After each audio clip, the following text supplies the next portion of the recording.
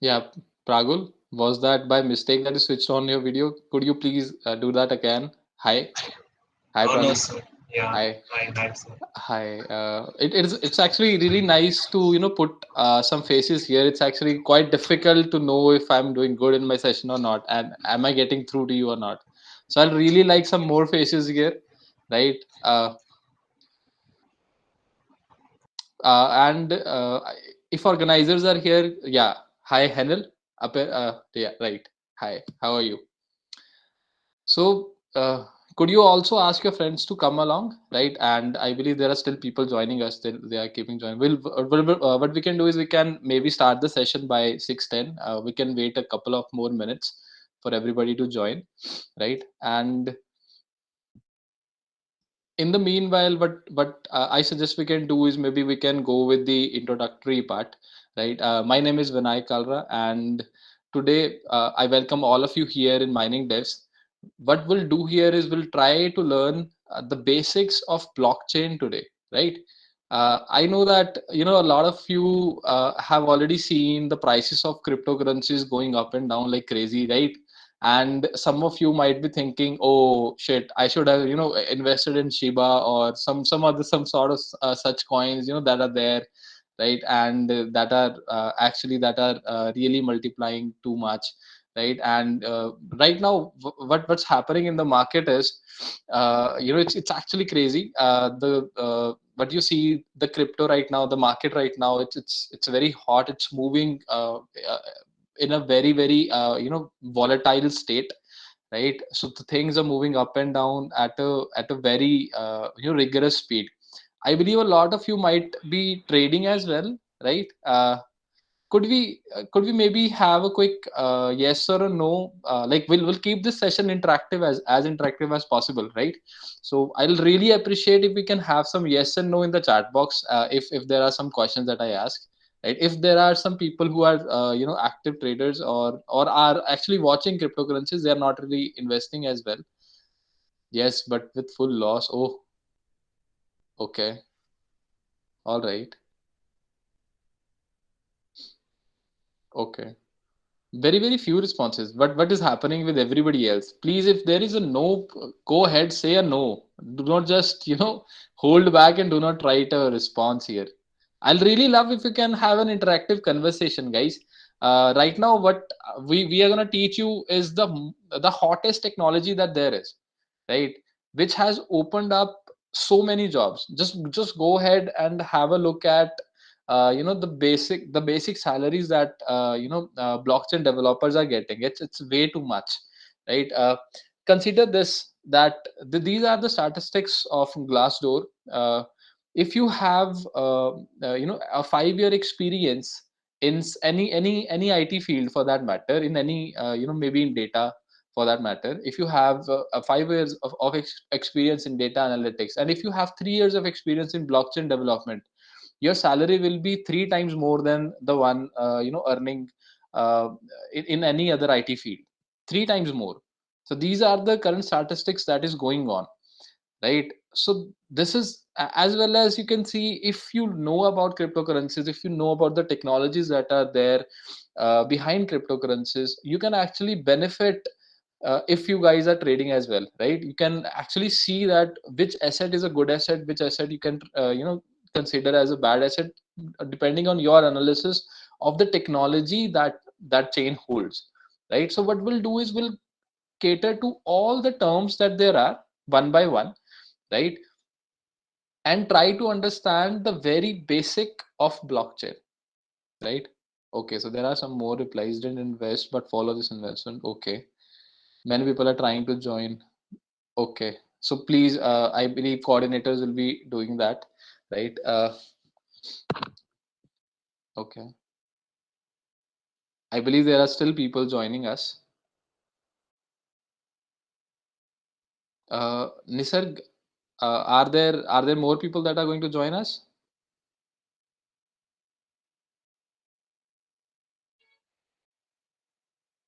Okay, well, I believe organizers can take those things forward. And this is the concept of okay, they have joined. Great, thank you. Uh, So this is the concept of blockchain, right? This is the technology. This is a technology that is right now revolutionizing the industry itself. It's creating a buzz around itself. I believe a lot of you might be developers only. Let's have one other question. How many of you have heard of the word, blockchain before we reached out to you? Like, has anybody ever worked on a blockchain before, or even heard of blockchain? Can we have a quick yes and a no in the chat box, please? Now, at this time, I do not really want 5 replies. At least there should be more than 15 replies that I can count off. Heard. Okay. Heard of it. Nobody developed, I believe. Heard. Didn't work on it. Okay. Lot of you have already heard about it. This is actually good. This means that your culture is actually good. Whatever your college is, right? You guys are actually doing good. You know about the technology itself. Let's try and maybe convert this herd to something tangible, something doable, right? One more question before we proceed ahead. Has anybody of you actually worked on web development or Android development before, or any sort of development before? Okay. So Mihir has a yes, like very confident yes, sir. Mihir, okay. Satvik, anybody else who has worked on it? Even if it's a no, please type a no so that I can know how many of you are actually active here. Good, good. Okay,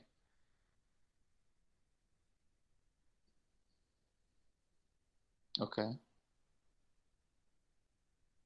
So not a lot of people have actually worked on development itself, right? But what I can cater is that you might know some basics of database, right?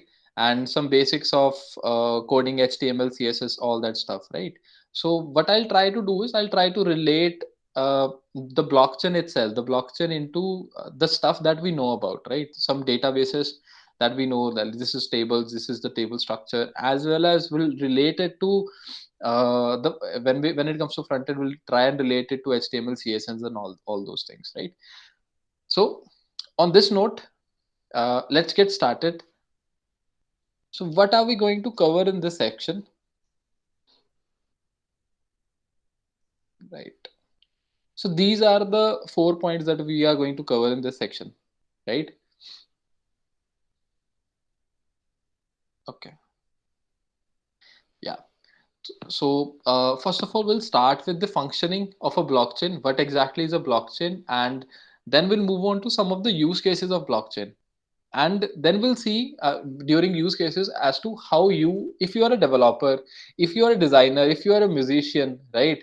Or if you are somebody who's a good photographer, or maybe somebody who has interest in video editing, right? Blockchain has space for all of you. Each and every one of you can be a part of blockchain ecosystem right now, and can try to earn through the blockchain system, right? Even if you are a finance guy, if you are trading or investing for that matter, definitely you have space in blockchain again, right? So regardless of what you are doing or what your interests or hobbies are, you can be part of blockchain. So this is really huge in itself, a technology that can be used for almost everything that there is, right? So if your interests are in anything, obviously gardening cannot be helped, right? So that is something that will have to go, and you have to make your hands dirty if you're doing gardening, right? So this is something that definitely is not there on blockchain yet. But you never know, maybe some of you might bring something that can integrate such a thing, right? So what we'll do is then after that we'll focus on some of the basic building blocks of Ethereum, and then we'll cater to some of the limitations of Ethereum and how chains like Algorand, they are doing a very good job when it comes to catering to Ethereum, the limitations that are there on Ethereum, right? And trying to and are actually going bigger than Ethereum itself, right? So first of all, the very basic buzzword, blockchain. Before we move ahead, I like to say one thing. If you guys have any question, post it in the chat box, And as soon as I've covered this blockchain section, I'll go to the chat box, see the questions that you guys have, and try to answer each one of them, right?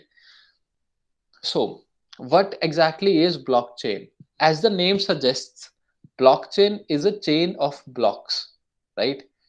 If I have to explain blockchain in a word, what I'll say is that it is a unique, immutable database, right?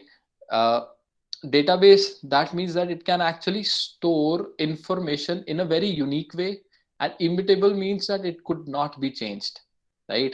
The information storage won't be changed. So this is what blockchain actually is. So all of these blocks, block 1, block 2, block 3, and so on and so forth, the chain of blocks, what they are doing is they are storing information, right? And they are linked with each other using hashes, right? uh,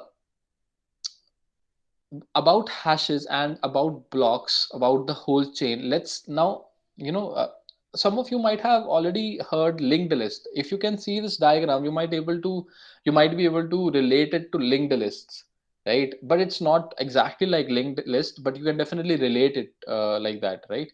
And let's try and understand as to what are the basic components of a blockchain, right? Okay,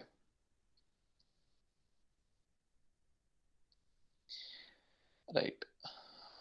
So the first, uh, there are two things in blockchain. Like, why should you not use MySQL databases or any other databases for that matter? And why should you choose blockchain as a database or as a storage mechanism? There are two things that blockchain actually provides.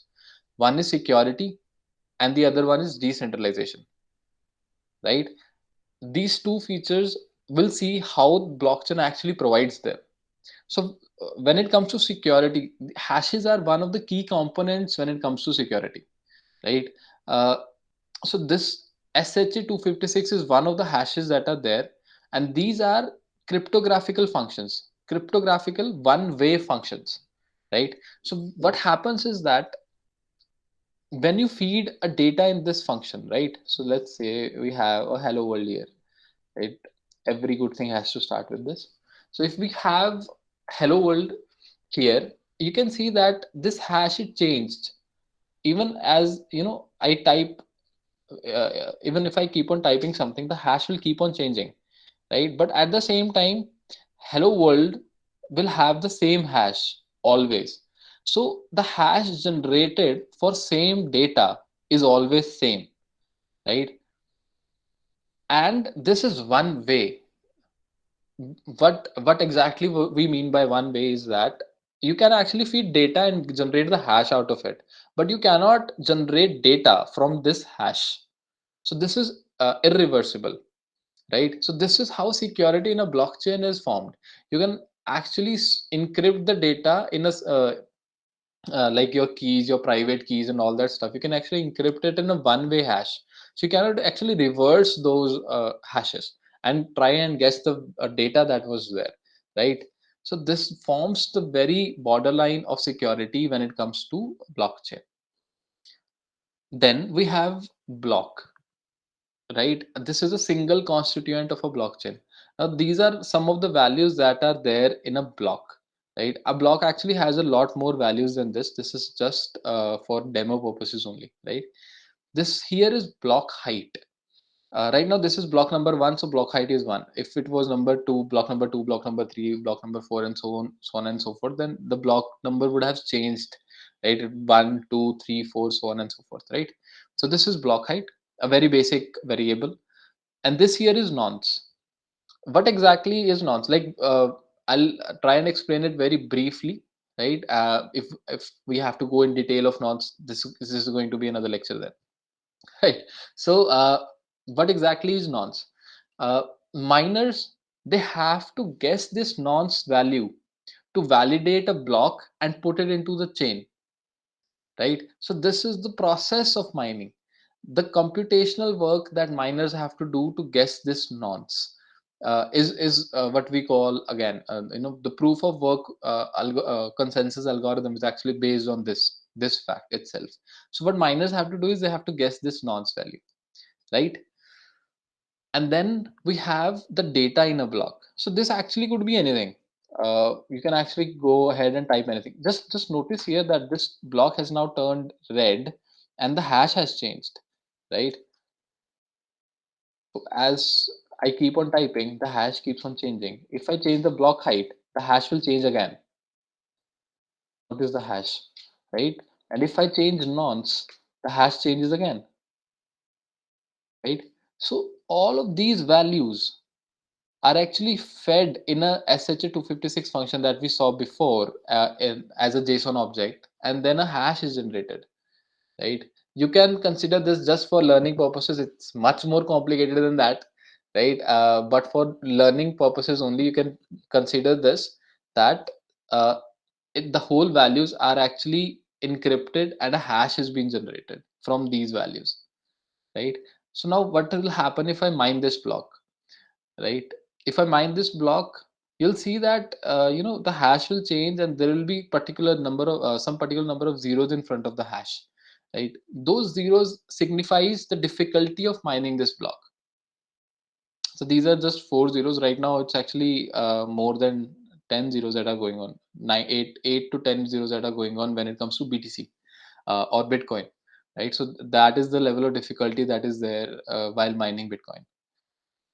And you can see that this nonce has changed. This nonce was something that was to be guessed, so that this particular data, this particular block could be mined, right? And now the chain of similar blocks is known as blockchain, where you know and how this chain is formed. There should be a link between the block one and block two, right? So this link is established from this hashes only again, right? The hash of the first block is fed to the previous hash. Now this is a variable here, previous hash, which contains the hash of the first block, and then the third block will has the hash of the second block, and so on and so forth. This is how these blocks are linked, right? From here to here, here to here, and so on and so forth. This is how a chain of blocks is formed, right? Now we were talking about security and immutability in a block, right? Consider this. Now, these three blocks are pre-mined with zero data inside of them.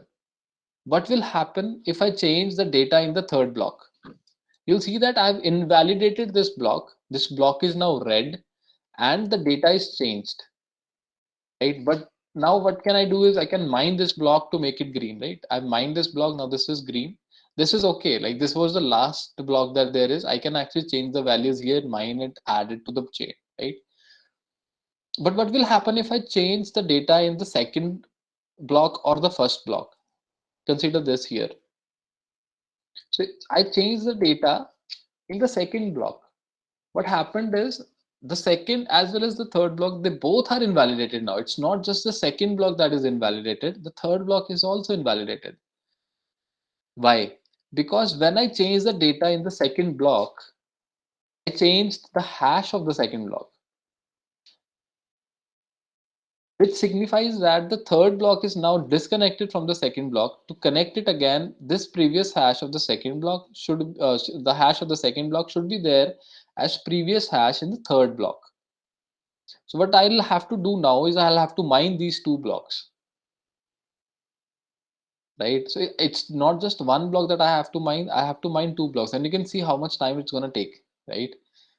So this is why what we call is that there are six confirmations in BTC. Okay, now this is going to take some time.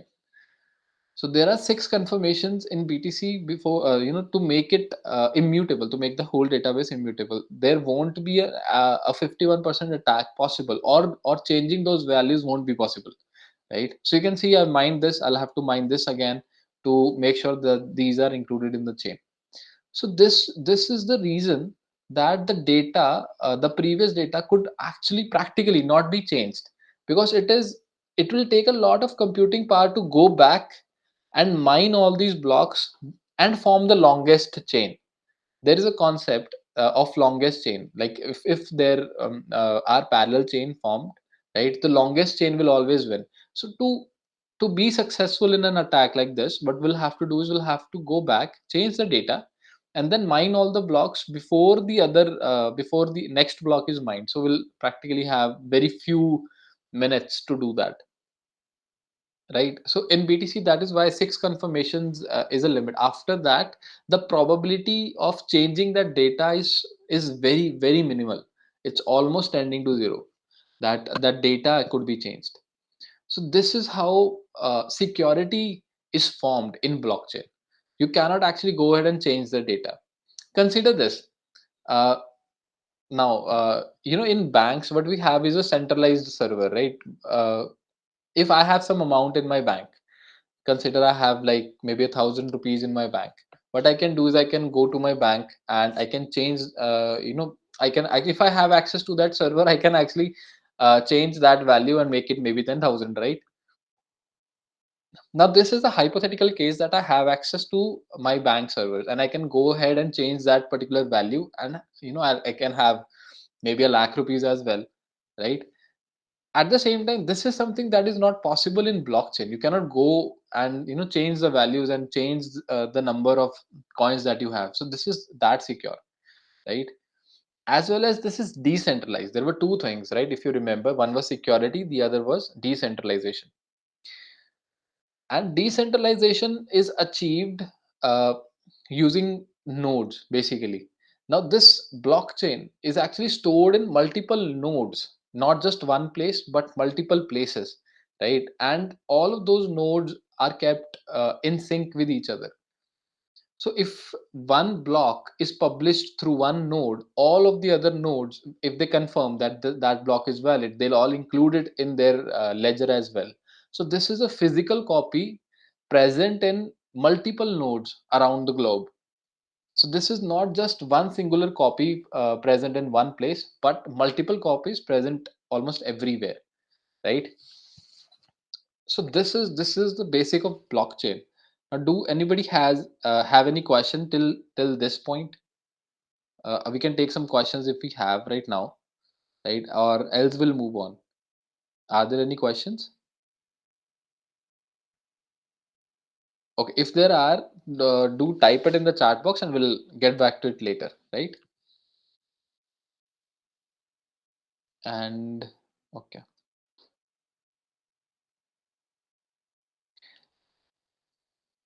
so I believe the next thing is the uses of blockchain, right? Uh, there are some, mostly blockchain is used when we need decentralization, right? When we need to avoid centralization, in fact. And the other one, one of the most prominent is NFT marketplaces, right? Before I move here on uses of blockchain, I like to show one more thing here, right? As I've already told you that we can actually store data here, right? So this data could actually be anything. In case of Bitcoin, this data is transactions. Like if I am paying you some Bitcoins, right? That transaction is something that is stored on the blockchain, right? And in case of Ethereum, transactions are something that are stored, yes. As well as, there are smart contracts that are stored on chain, right? And are computed using EVM, Ethereum Virtual Machine, right? So what we can actually do is we can deploy code on chain and change the data using that code, using EVM, right? So this is what was revolutionary when it came to Ethereum. So decentralization was then possible, right? So a lot of chain, then they started catering to the limitations that are there in Ethereum. Algorand is one of them, that they have started catering to the limitations that are there in Ethereum. We'll move on to it at a later stage, right?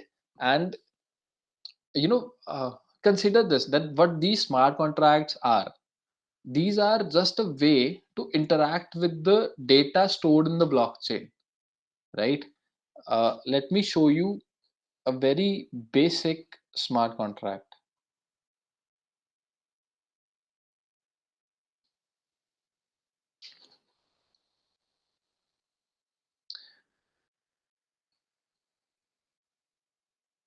I hope everybody can see that, right? So this is a very simple smart contract, and this is written in Solidity and deployed on Ethereum chain. I believe a lot of you might know Java, right? So if you can see this contract, this seems like a class, right? A class with its variables as well as methods, right? So what this class is actually doing is it's storing the data. It's what this contract is doing is now this is what we are trying to do is we're trying to make an analog here, right? So what this contract is doing is it's setting the value of stored data variable, right? Setting the value as well as getting the value of the stored data variable, right?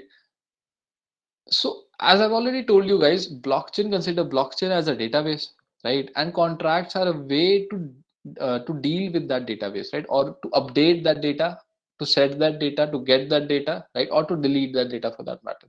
So this is what smart contracts are, and this is how blockchain is actually used, right?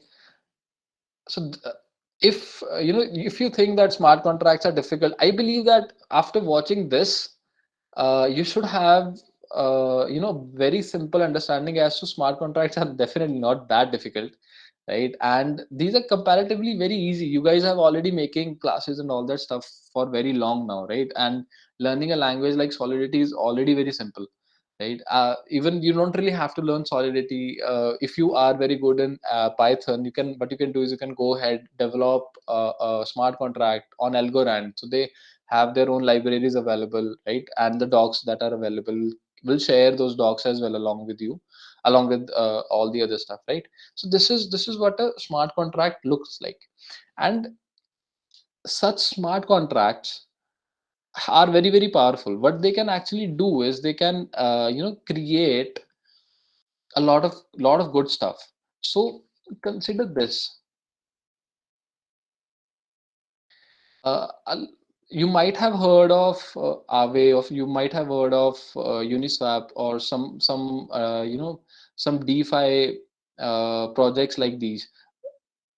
So what these DeFi projects are actually doing is, now Aave Maker, these are lending protocols. Now, what exactly is a lending protocol? You go to bank for money lending. So consider that and think about it that it is now decentralized. Nobody's controlling it. So this is what is done by Aave and Maker, right? In fact, Instadapp, Compound as well, right?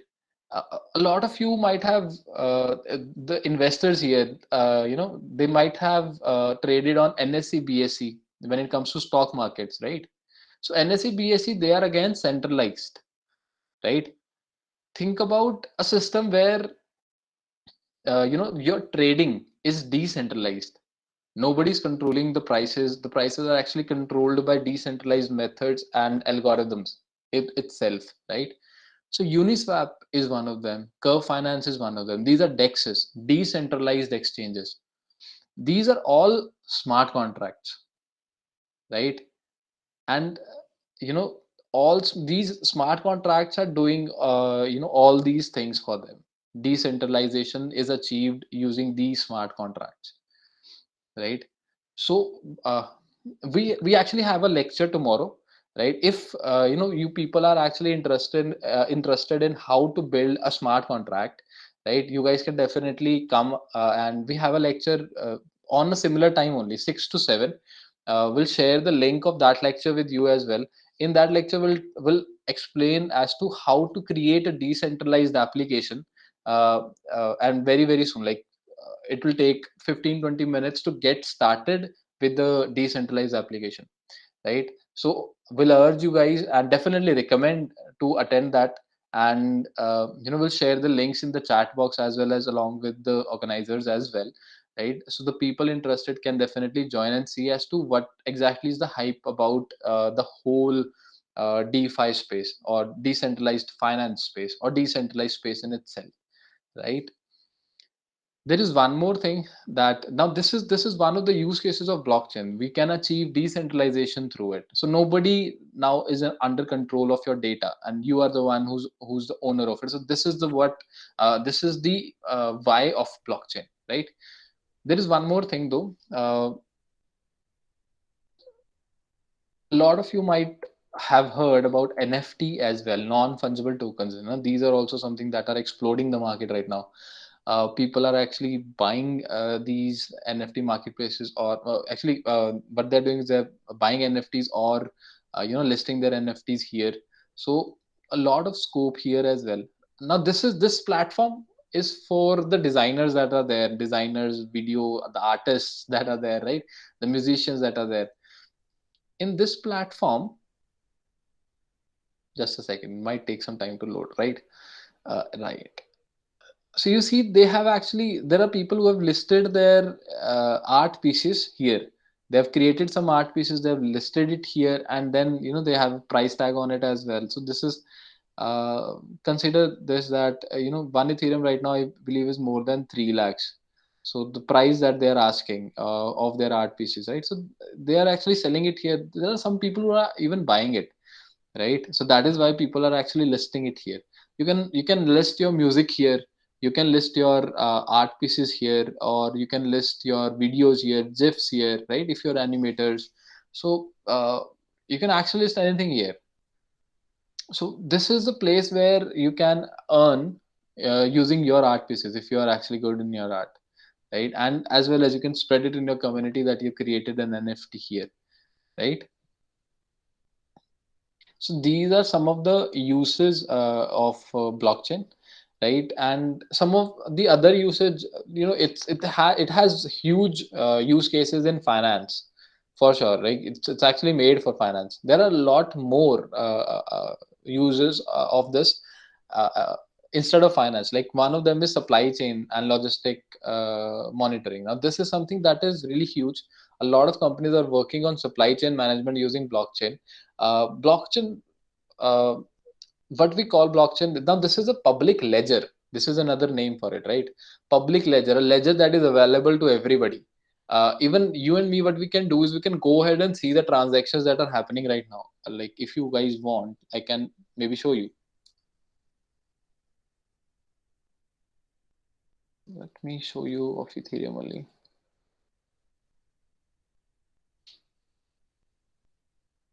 The Etherscan, what we can do in Etherscan is we can actually see the transactions that are going on, right?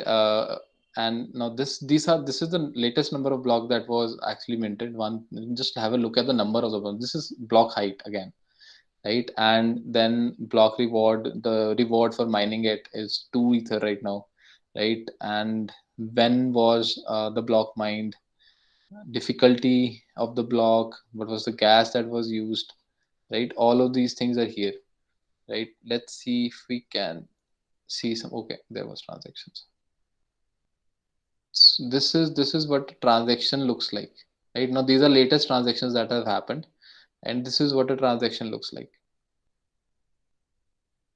And these are some of the variables of a transaction again. Now this was a transaction that was done to a contract, right? This was not a transaction that was done from an address to another address where we are sending Ethereum from one address to another address. Instead, this was a transaction done to a contract, right? Or a contract was initiated here in this transaction.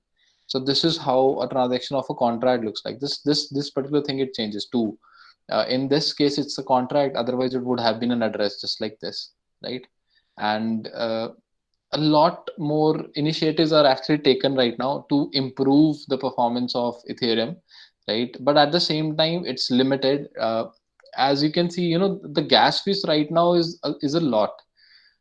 You can have gas fees from about $60 to $150 when you are transacting on Ethereum. So this is one of the limitations of Ethereum, right? Where the gas fees is huge. So there are a lot of other chains that are actually working towards it. Like Algorand is one of those chains that are working to lower the gas fees. Now it's almost negligible gas fees that is being taken on Algorand. So this is why there are huge benefits on developing on other chains, right? Because if you develop on Ethereum, at the end of the day, your user will have to pay that uh, uh, the gas fees, right? So if you develop on any other chain for that matter, the gas fees will be lower. Your user will be again happy, and you can actually get a lot of users for your application, for your decentralized application again, right? So there are a lot of benefits to that as well. All right.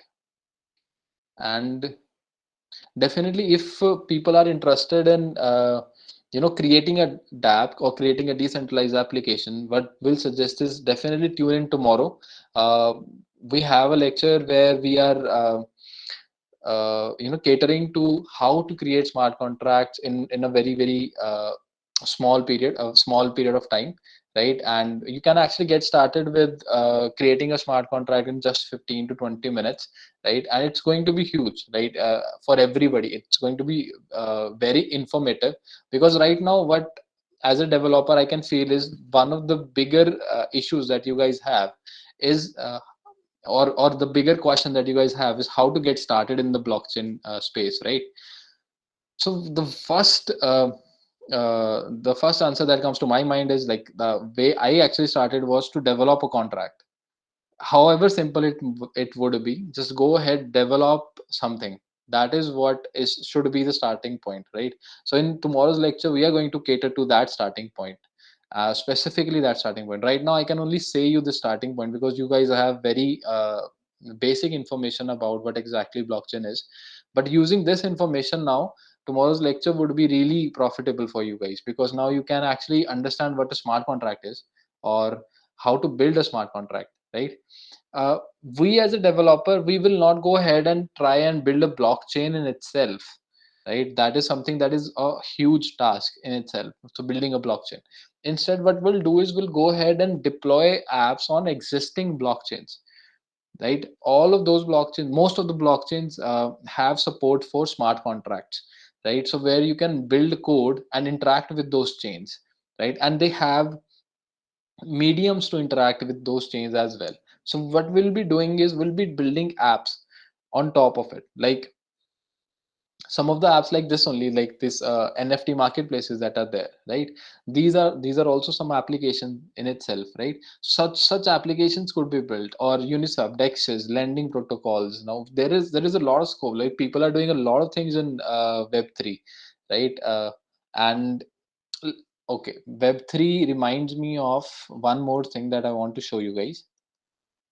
A difference between these two terms. If you are in blockchain space, you might hear these two words a lot, like web 2, web 3. What exactly is web 2, or what was web 1? Some of you might have even seen some movies where we had old computers, and on that we were running some e-commerce websites, right? So those websites were made of HTML, CSS only, and they didn't really have that good infrastructure as we have right now. So if you go ahead, check out websites that we have today, all of those websites are actually cloud driven websites or web apps, or for that matter any technologies that we're creating right now, all of those are cloud driven, and they have centralized servers in them, right? Web 2. In web 3, what we are trying to achieve is we are trying to make the whole computation decentralized, right? So that no central authority has a power to access data, right? And the data is available publicly, but could not be mapped to you personally at the same time, right? So this is something that we are trying to achieve in web 3. And as you can see, using from this graph itself, the value of web 3, the value of web 1 was 1.1 trillion. The value of web 2 is right now 5.9 trillion and more, most probably. And the value of web 3 is huge. If you cater to Bitcoin, Ethereum, and all those projects that are there in web 3, there is a huge capital involved in them. I'll show you some here in it here itself. Like you can see Aave, this has 17.95 billion locked in it. This B stands for billion, right? So just think about how much money is locked in this protocol. And just take a guess, like how if if you take even a guess, like how many lines of code would this contract be of? It won't exceed 200, right? So 200 lines of code. And just think about how much money does this contract has in it. So this something like this is actually done by people like you, right? So this is why we are trying to educate people that you should go ahead and do this, right? And this is the scope. of blockchain right now, and this is the opportunity in blockchain space right now. No other space is giving such a huge opportunity, right? And right now the community is so good, right? If you have any question, just ask, and everybody will come to your rescue, because the community is very small right now, right? And everybody wants good developer, good people for that matter, in their ecosystem, right? So what we can do is, we'll share the links of all the community, so that you can stay connected to the community and ask us questions whenever you want to, right? So that we can clarify those questions, right? And coming on to Q&A session, if you guys have questions, then please, this is the time, go ahead, ask them. Do not be shy, the questions could be anything. We'll try to just make them on topic, that's it, right? And if you have some questions, please fire it up.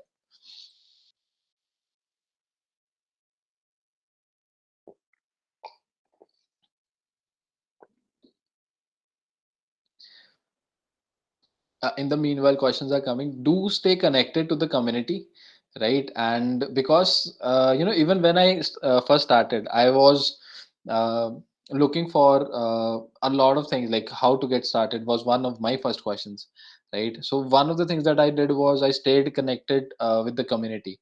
uh, all the questions that I had, I just what I had to do was I had to type and I had to send it to the community, right? And a lot of good communities are there. Like Algorand has one of the biggest community that there is, right? Just go ahead, ask questions to them, and just see what the replies are, and they appreciate. If even if you do not know anything and you're just starting and you're asking it in a very polite manner, everybody will come to your rescue. Everybody from that community, right? So this is how strong the communities of crypto are right now, and providing a huge space to you as well. Providing a lot of opportunities. Just have a look at the jobs that are there, or the salaries that are offered to or to blockchain developers, right? They are actually huge, right? And so the opportunity for you is a lot, right? So what I'll suggest is that you guys can stay connected, and definitely, if you have a question, you can ask us. You can ask in the community, and start building something which will be your first step towards becoming a blockchain developer, right?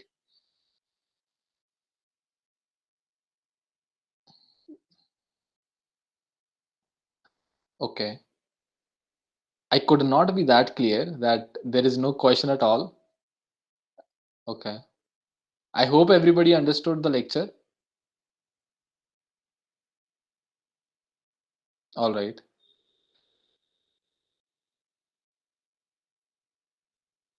So what we can do is, maybe if you have some questions. Okay, great. Thank you, Priya.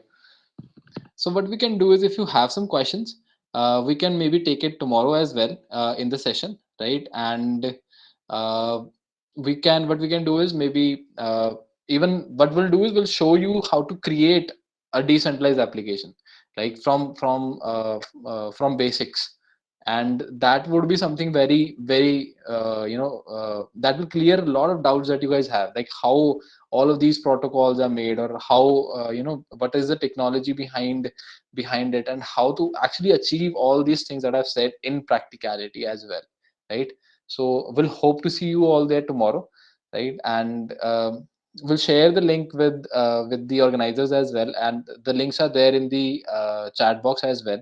Please go ahead and maybe save those links, so that you can maybe have a more you can actually get more insights on blockchain development, right? Thank you for having us here. Thanks a lot. Great. Thank you, Mihir. Hope to see you there.